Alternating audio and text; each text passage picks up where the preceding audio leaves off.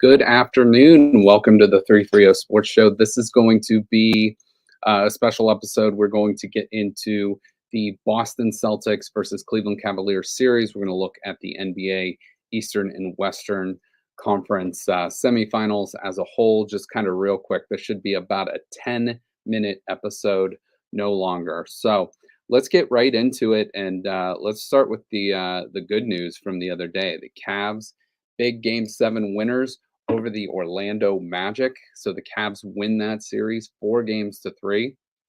The home team won every game in the series. The Cavs are now 4-0 in Game 7s at home, proving that the regular season does mean something still. Their 18-point comeback is the largest in NBA Game 7 history. You know, that early, I think it was 48-32 or 49-31, something like that. And it was ugly there in the first half. But give the Cavs credit. They cut it down to 10 at the half and then just dominated the third and the fourth quarter, outscoring the Magic by over 30 points in that span. Donovan Mitchell, we know his Game 6 prowess, had 50 points, including every point for the Cavaliers in the fourth quarter. 50 was not good enough to get it done in Game 6. However, his 39 in Game 7 with the other help of his teammates were able to get it done. That is second most all time in a Game 6 and 7 in NBA history, behind Allen Iverson. And Donovan averaged 28.7 points per game in the series. This is their first series win since the 2018 Eastern Conference Finals against their next opponent, the Boston Celtics. And this is their first series win without LeBron James on the team since 1992. Pretty amazing stuff there. All right, let's go right in. Take a look at the Cavs lineup, what they were doing. These are their regular season numbers. We all, know things change dramatically in the playoffs, but we know Donovan Mitchell is that superstar. He got it done. Darius Garland, we know, struggled mightily in that series, but was able to come up with some big moments. And he was actually one of the Cavs' leading scorers in the fourth quarter of Game 7. Max Strus, his shooting numbers in that last series against Orlando are not going to wow you. They were pretty putrid, to be honest. The Cavs as a whole, their three-point shooting numbers were pretty bad against a great Orlando Magic defense. But give Max Strus credit. He hit a bunch of big threes in the third quarter, got the momentum back for the Cavs, and eventually, got the W there. Evan Mobley, he has been a defensive prowess for the Cavaliers, the only player in Cleveland Cavaliers history to have back-to-back 5 block games in the playoffs. So give Evan Mobley a ton of credit. Not scoring a ton, but doing enough to get it done on the defensive end for the Cleveland Cavaliers. And then, unfortunately for the Cavs, Jared Allen, who he missed Game 1 of the regular season and then played the other 81 games of the season, missed Games 5, 6, and 7. He had a broken rib by one of our favorite brothers in the NBA, the Franz Wagner. So we're happy to see the Wagners out of the playoffs, but unfortunately, it might have cost Jared Allen. It definitely cost him 3 games. Hopefully, it doesn't cost him too many more. His status as of this recording is unclear. Karis LeVert needs to be that consistent role player. I think you insert Isaac Okoro into the starting lineup against the Celtics now to take on, either Jason Tatum or Brown, whatever it might be. Sam Streaky. We don't know his status of playing time, but he's one of those guys. If he's hot, you roll with him. If he's not, he can sit on the bench because he can be attacked on the defensive end. Dean Wade has not played a game since March 8th, and the game before that was the game he went absolutely off versus Boston, scoring, I believe it was 21 points in the fourth quarter to complete that 22-point comeback against the Celtics earlier in the season. And then George Niang, I felt bad for the guy for a while, but I wouldn't play him at all. I thought his veteran leadership would really help out the Cavs. um, offensively and defensively. But maybe you bring him in for a couple defensive minutes if you need to give Evan Mobley a break against one of the bigs. But I would not play him very much in this series at all going forward. All right, so obviously a big win for the Cavs, and you can see on the ticker down there at the bottom, the Cavs are an overwhelming dog in this series. We'll get to some of the numbers here in a minute, but here's a look at the second round, how it's going to play out. Game 1 Tuesday, game 2 Thursday. Basically, it's every other day. So every other day going forward. Most people, most experts probably think the Celtics are going to win this in 4 or 5 games.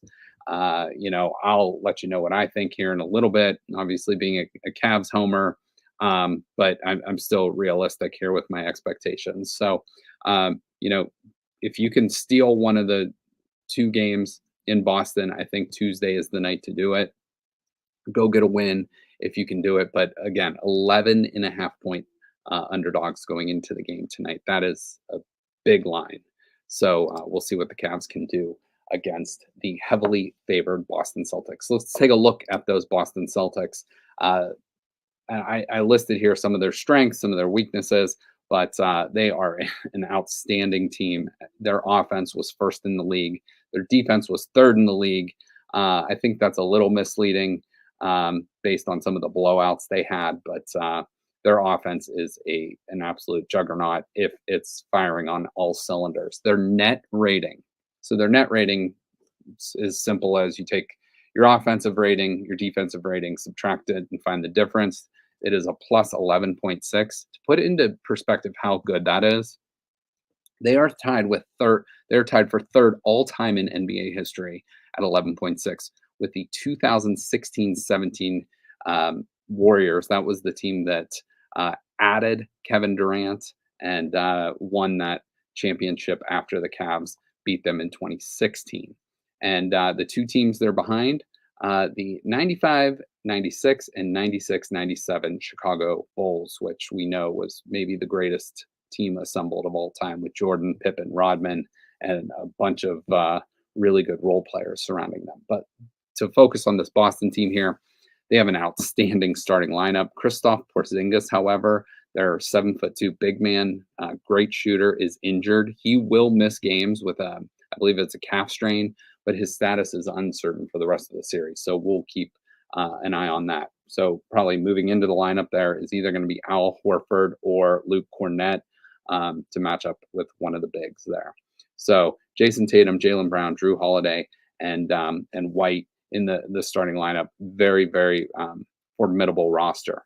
Boston went 64-18 in the regular season. Miami did take 1 game from them in round 1, but to do that, they had to make a team record number of 3-pointers to get that job done. So Cavs have their hands full with this team. Let's take a look at the all-time series record. The Cavs actually lead the all-time playoff series, 24 wins to 22. In their 8 series all-time, it is all tied up at 4. So you go all the way back to 1976, the Eastern Conference Finals. Celtics won that 4-2. 85 in the first round, Celtics won that 3-1. They only used to play 5 games in the first round back then. In 92, Eastern Conference Semis. Cavs won that 4-3. That was Larry Bird's last season. 2008 Eastern Conference Semis, great series here. Went 7. That was LeBron, Paul Pierce. 2010, that was LeBron's last game as a Cav, the first go-round. Celtics won that 4-2. And then 2015 first round, Cavs sweep that series 4-0. But if you remember, that's when Kelly Olynyk injured Kevin Love, and he was out the rest of the playoffs.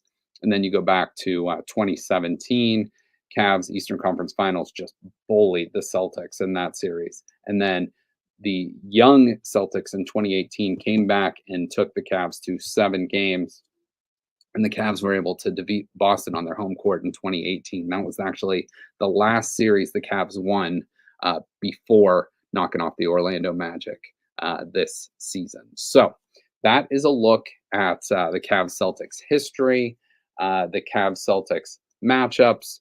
And this is not gonna lie, this is gonna be tough. I like the Cavs to make it a series to challenge them. I like the Celtics to win this series in 6 games. I hope for the Cavs' sake, I'm wrong and they can flip the series and win, but not expecting it. But we'll see. Stranger things have happened, crazier upsets have happened, but this is a pretty big mountain to climb here. All right, let's take a look at the rest of the NBA playoffs here. Celtics, Cavs, we already talked about. Pacers, Knicks played an epic game last night. I think the Pacers got hosed in Madison Square Garden on a few calls, a kickball in particular that was slapped by a hand, a few other screens and stuff like that. So that looks to be a really, really good series. OKC and the Dallas Mavericks, that will be a really good series. And then Minnesota, big surprise. I know they're the 3 seed, but a lot of people had the Suns knocking off the Timberwolves in the first round. Timberwolves sweep that series, and now they're up 2-0 on the defending champion, Denver Nuggets. And they took their first 2 games in Denver. So this should be very, very interesting going forward. So with that said, I'm going to give you my top 10. I listed my top 25 players in the playoffs before the playoffs started.